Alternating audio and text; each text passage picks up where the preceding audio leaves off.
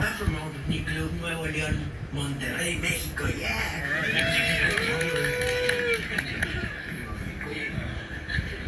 This is a very intelligent crowd. They ask all the questions that I could have about. Especially the ones that are still here. They stuck it out.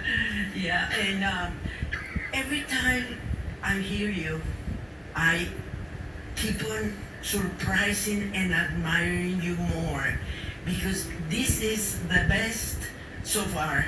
In each time your conference comes, when I go to Roswell or wherever, each time I know that you find something else to surprise us with, and that is so amazing.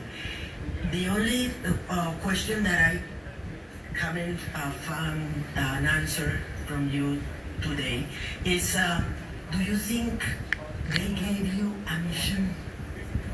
Yeah, I do. You know, and if for by no other reason, just the fact that it falls to me, you know, who else is going to bring this message forth? You know, just the simplest message. This is real, and people need to know about it. It's inevitable that eventually we, humanity, will confront the fact openly that we're just one of many civilizations in this universe. And it's just going to be, you know, when I tell people, you know, just think of them as those people from way over there that we don't know very much about. You know, sometimes they seem a little disappointed by that. They kind of like the esoteric sort of sci-fi, wowie-zowie aspect of this as being something a little bit mystical or supernatural. But when you get right down to it, no, it's just it's a fact of life, you know.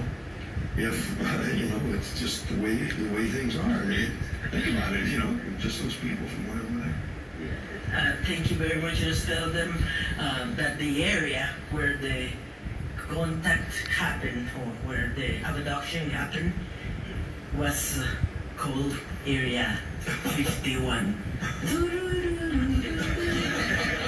Oh, Area 51. I get it. Yeah.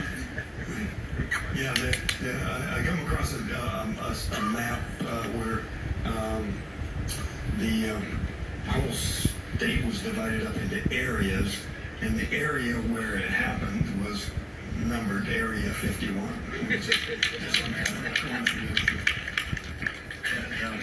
That brought to mind one topic that didn't get discussed here, and that was the Mogollon Rim area there has the highest frequency of lightning strikes of any place in the continental United States, except for the Everglades, which is water, so that doesn't count, in terms of the creation of something called fulgurite. Now, I was on a show with Rob Lowe, and I didn't hear about this until they aired the show, and he was, as a segue from my segment to the one afterwards about this fulgurite lightning sort of thing. I'd never heard of fulgurite before, but he said, Travis told me that the aliens in the area were there to mine fulgurite. And I never said that because I didn't know what fulgurite was. So I looked it up online, and I found out that fulgurite is a crystalline mineral. It's people sell at gym shows and stuff, that when lightning strikes the ground, the tremendous voltages and high temperatures melt the minerals together and form substances that are not ever formed geologically.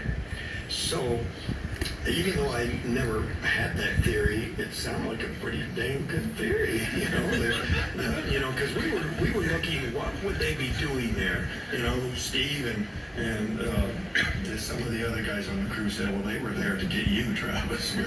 But you know, I was looking for underground water deposits, mineral deposits, something, but finally something that makes sense, because that's one unique thing about the Mogollon Rim area. There's this high frequency of lightning strikes creating a substance that's pretty rare, that's formed by lightning striking the ground.